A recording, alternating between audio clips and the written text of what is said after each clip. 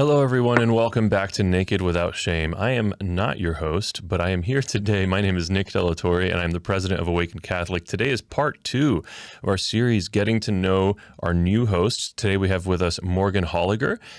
You may have seen last week's episode where we interviewed Megan Burwell and got to know her. Megan and Morgan are the two new hosts for Naked Without Shame, and we're going to get to know Morgan in just a moment. You're not going to want to miss this. Let's go. Do not be afraid. Do not be afraid. Open up your hearts to Christ. The rich in life is the joy that comes from God and is found in Jesus Christ, the Son of God. Jesus Christ, He is the hope of the world. Ladies and gentlemen, welcome to Naked Without Shame. Before we get started, we need to pay the bills. I just want to let you know that if you want to support the creation of shows like Naked Without Shame and the others here on Awaken Catholic, be sure to check out awakencatholic.org/donate. And by making a monthly recurring contribution, you can join the Awaken Nation. The Awaken Nation is a group of people like yourselves who make all of this possible. It's not easy or cheap to run these ministries, these shows, and the events that we do.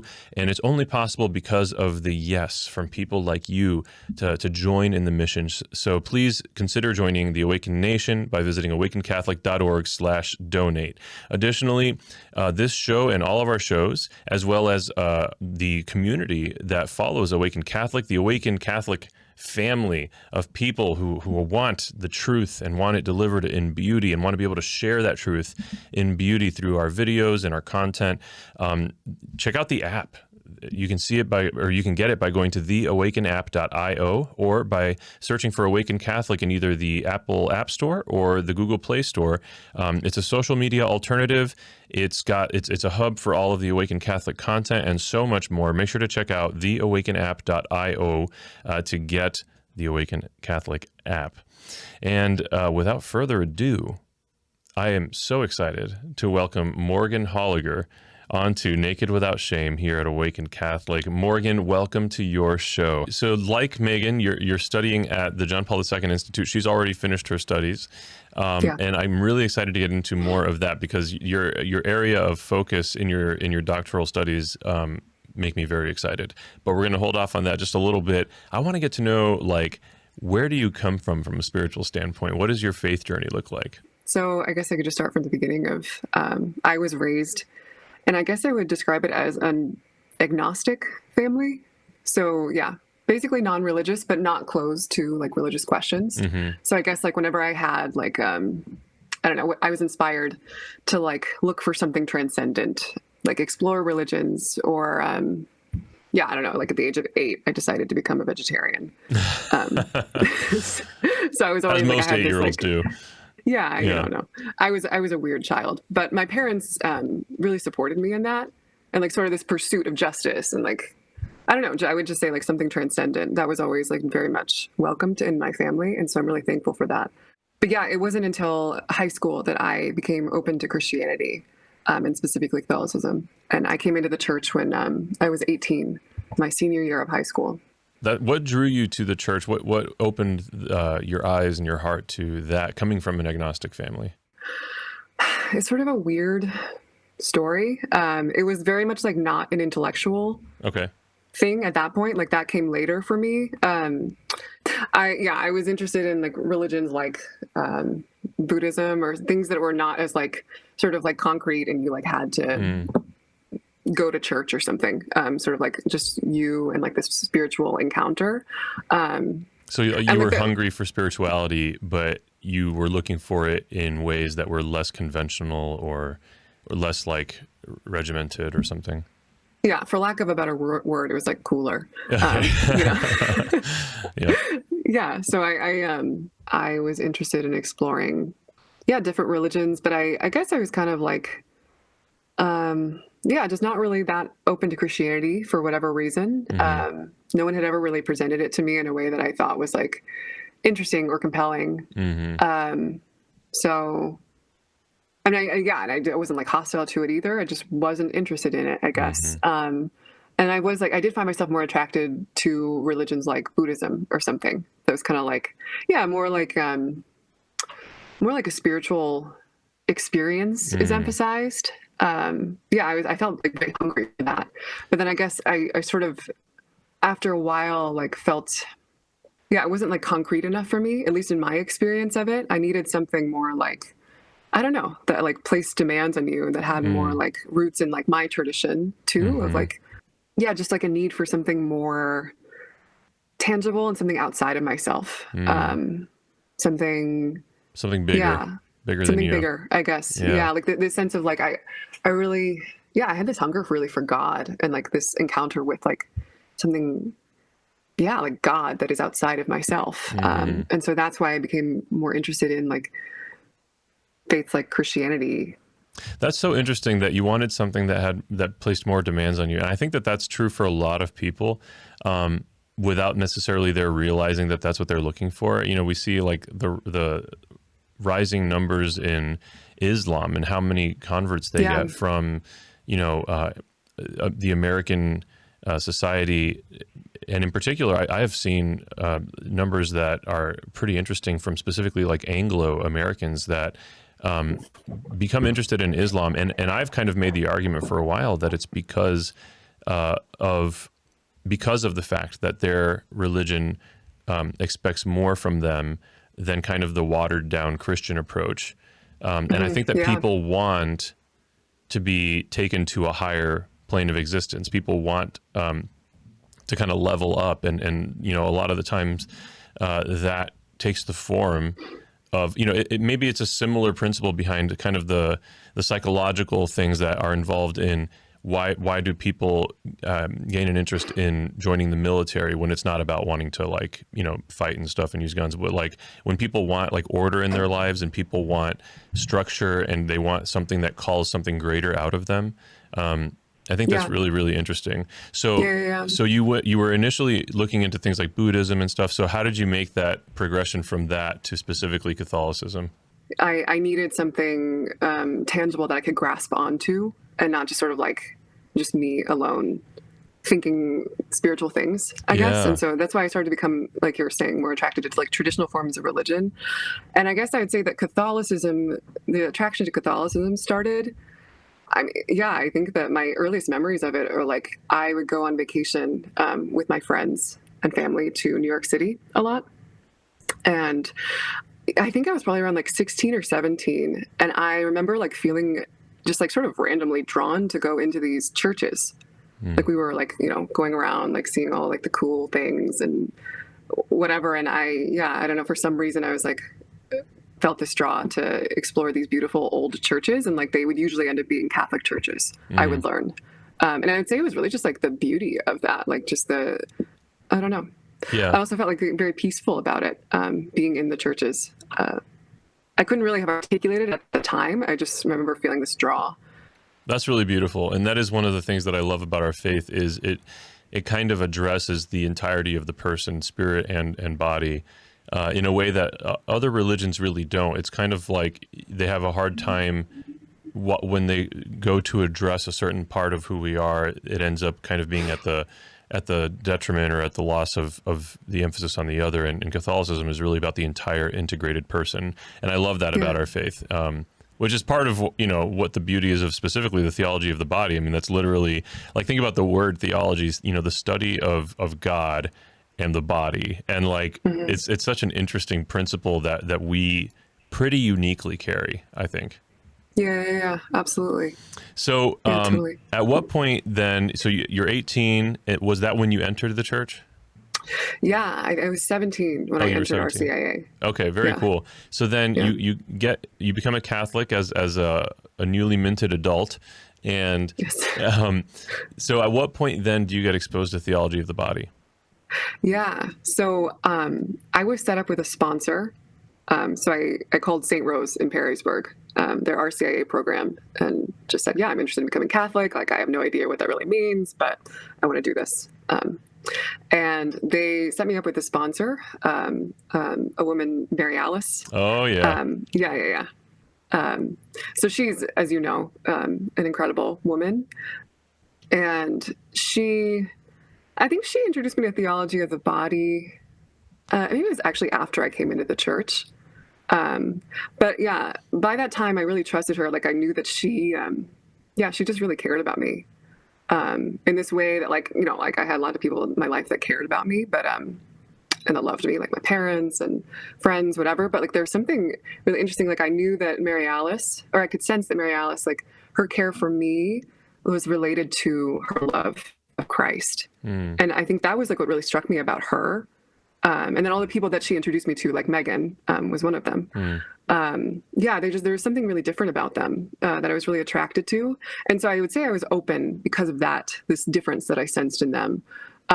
Even though if you would have asked me to like watch a chastity talk a year before, I would be like, absolutely not. Yeah, right.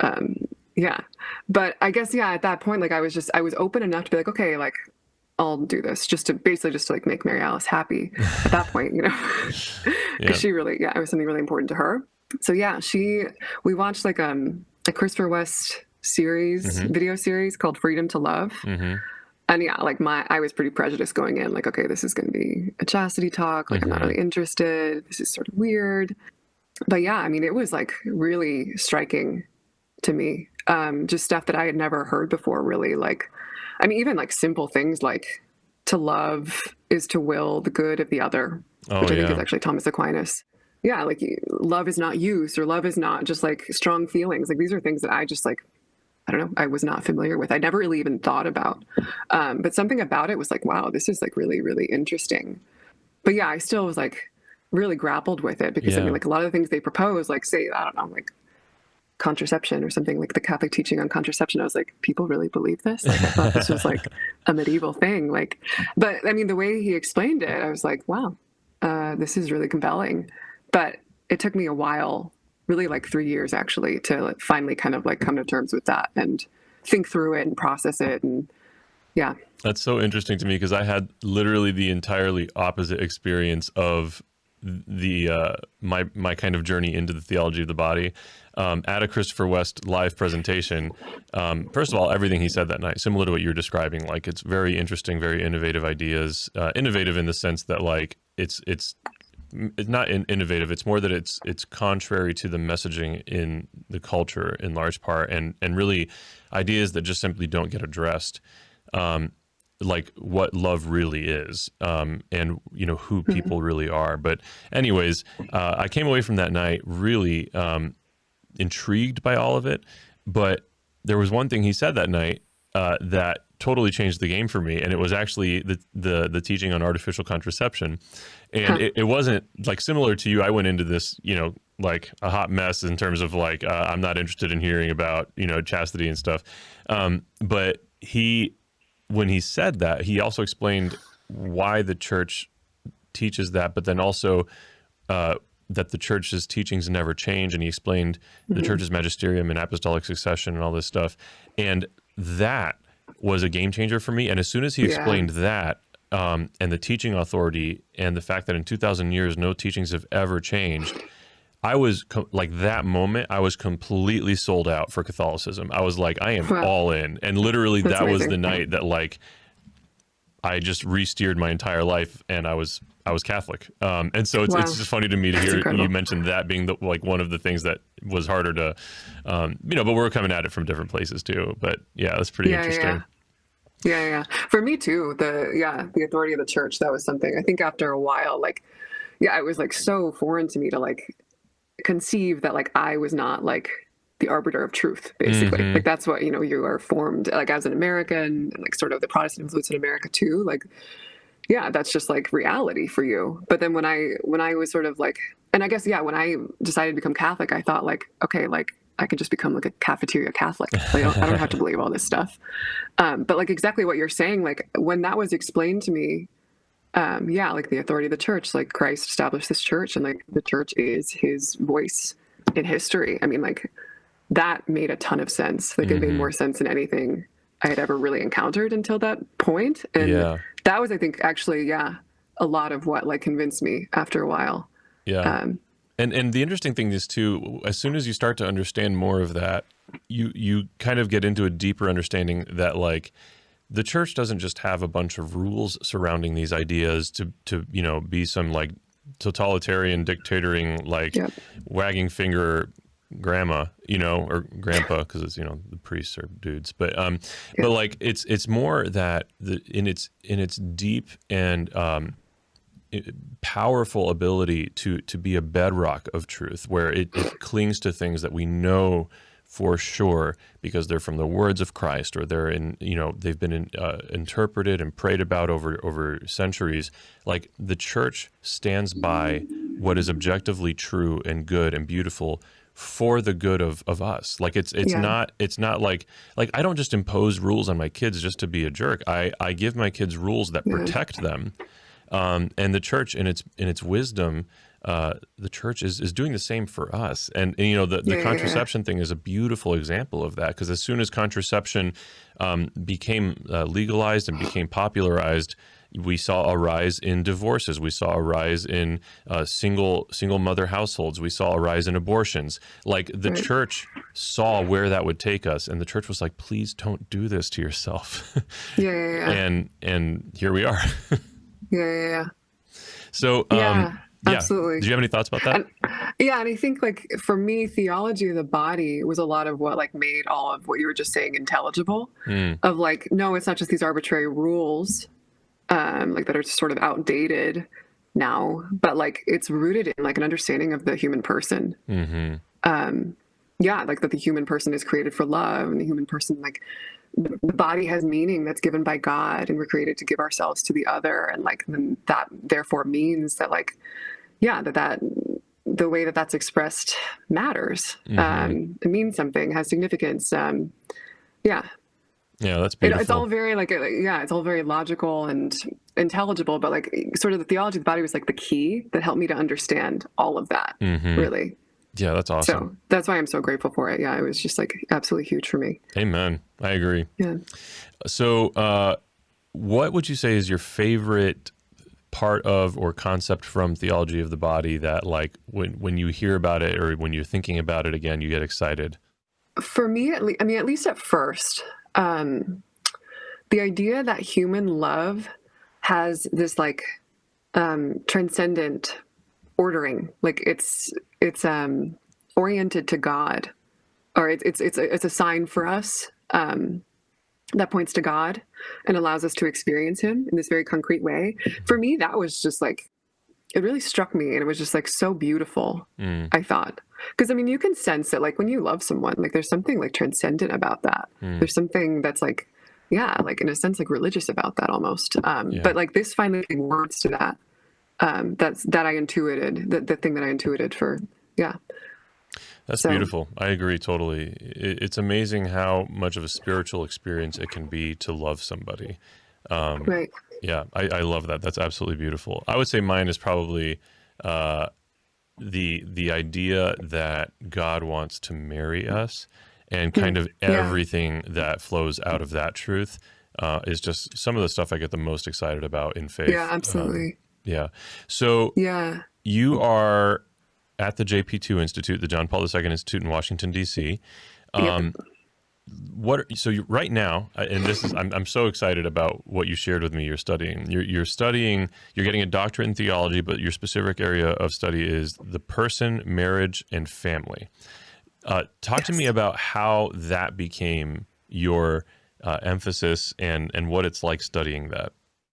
Yeah, I mean, basically, the institute where I go, the John Paul II Institute, the idea is that you sort of study John Paul II's thought, and you study the people that are like thinking with him, like Ratzinger or Pope Benedict XVI, Hans Urs von Balthasar, Henri de Lubac, all these people, they're the 20th century theologians who like were within sort of John Paul II's, I don't know, way of thinking.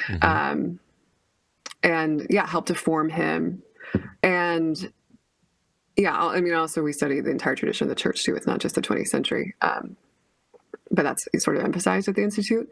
We all study the same thing. Like the PhD program is just that, person, marriage, and family. And then later when we get to the dissertation phase, which I'm not in yet, will specify, like, I want to write about this person or this topic. So basically just is the John Paul II Institute. Okay.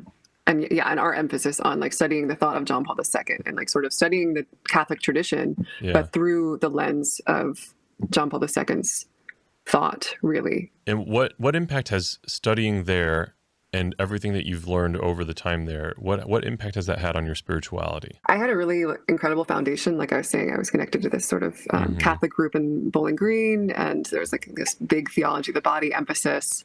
And Megan and I think she said in her interview, we had like a theology of the body group together that she started, and then I later kind of became a co-host or whatever of. And yes, I had a really strong foundation in theology of the body, but the Institute really like introduced me to how theology of the body fits within the Catholic tradition. And I would say also it helped me to understand more and more how theology of the body is about like being in reality. It's not just about like these Catholic moral teachings, which are like so beautiful and so crucial and important. But yeah, it's like, I think more fundamentally like a way of seeing the world, like Megan kept saying, like as gift. And like realizing that actually is the foundation of my experience of reality. That the world is a gift to me. And that like when I like enter more deeply into that, like God becomes a part of, I don't know, just my everyday life. Like he becomes so intimate to me because of that. So I think that was huge. Just like it extended more to just like my life, like my everyday experience of reality. And so that was really beautiful. And then another big thing is when I came to DC, I also became a part of this movement, Catholic lay movement called Communion and Liberation, that was started by a priest, Father Luigi Giussani. He's Italian. And he kind of was friends with John Paul II. And it's a similar sort of spirituality. I would say it's very complementary to what I learned in the Institute. But it was, it's just like a really beautiful community that helped me to just really see how, like Christ is so real. I guess that's what I became. That's what became clear to me. Like it's more than just he's more than a nice idea. He's an active part of your life in a very real way. Exactly. In a very tangible way. Yeah. Exactly. That's a perfect way to put it. That's beautiful. I love that. I think that was a similar impact for me. And I think that there was a disconnect when, I went to Catholic school my whole life. Nobody had ever talked about theology of the body.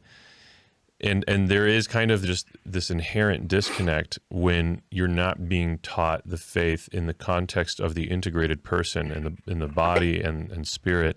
And that is just as true when you're talking about Jesus Christ. He is an integrated person to this day. Like he fairly uniquely, with the very couple small exceptions, he is body and soul in heaven. But then he also comes body, soul to earth in the Eucharist, and like the very tangible, active, and powerful reality of the Eucharist is just totally transformed in your mind when you kind of come to understand some of those ideas. Absolutely. It's so real. It's amazing.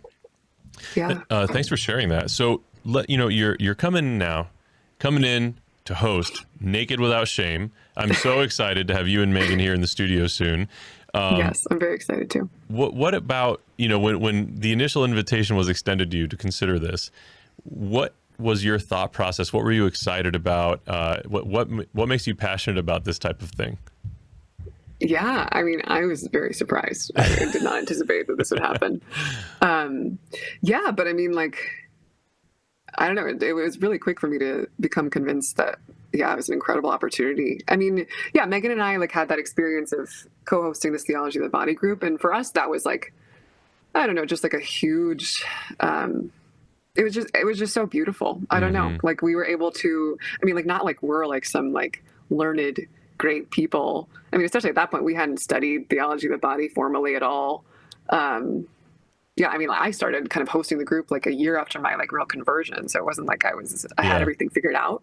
But it was like, I think, we just really had such an encounter, of like with theology of the body, and like we're just so changed by it, and it just like really like enlivened us so much that we just like we just really wanted to like share that within a community and build a community together. And so I see this opportunity as like a way to continue to do that. That's awesome. It's That's really great. exciting. Yeah, and on top of hosting the show, as Awaken Catholic show hosts, you and Megan are also leading Awaken Catholic viewers, listeners on a pilgrimage to Paris, France, a river cruise pilgrimage to Paris, France. Man, this year is wild. I mean, obviously there's the weird stuff this year, and then there's the awesome stuff this year. God is at work. And so absolutely. For you viewers and listeners, if you're interested in learning more about this Paris river cruise pilgrimage with Awaken Catholic in France, just visit selectinternationaltours.com/awaken. Again, that's selectinternationaltours.com/awaken for more information on this pilgrimage. But anyways, gosh, Morgan, thank you for your yes. Thank you for being a part of this. I'm so excited for what is to come. I'm so excited for you and Megan to be here together. And it's just going to be a great time. And I can't say thank you enough. I think it's going to be really amazing. Oh, thank you. Thank you for the opportunity. Absolutely. We are so excited. Glory to God. All right. And as we bring this in for a landing, I just want to remind you, viewers and listeners, that if you want to support the creation of Naked Without Shame or any of the other shows here on Awaken Catholic, you can join the Awaken Nation by making a recurring monthly donation at whatever amount you want. You can pay the price of a cup of coffee a week or more, if you like bigger cups of coffee. So for that, visit awakencatholic.org/donate. And then also don't forget to get the Awaken Catholic app, which is a great hub for all of the Awaken Catholic content, as well as a social media alternative where we can have non-toxic, life-giving conversations and share life together. It's been a great time so far, and we would love to have you join us. All right, everyone. Morgan, thanks for being here today. And thank you so much. Oh, yeah, absolutely. And viewers and listeners, just remember, Jesus loves you. This show and all media on Awaken Catholic is made possible by the Awaken Nation and the Hallow app. The Awaken Nation is a community of people like you who support all things Awaken for as cheap as a cup of coffee a week and get access to exclusive content. Learn more by visiting awakencatholic.org/donate. Hallow is the only audio-guided Catholic prayer app focused on contemplative prayer and traditional Catholic meditation such as Lectio Divina, Daily Examen, and the Rosary. We here at Awaken all use Hallow every day and love it. To learn more or give it a try, visit hallow.app/awaken.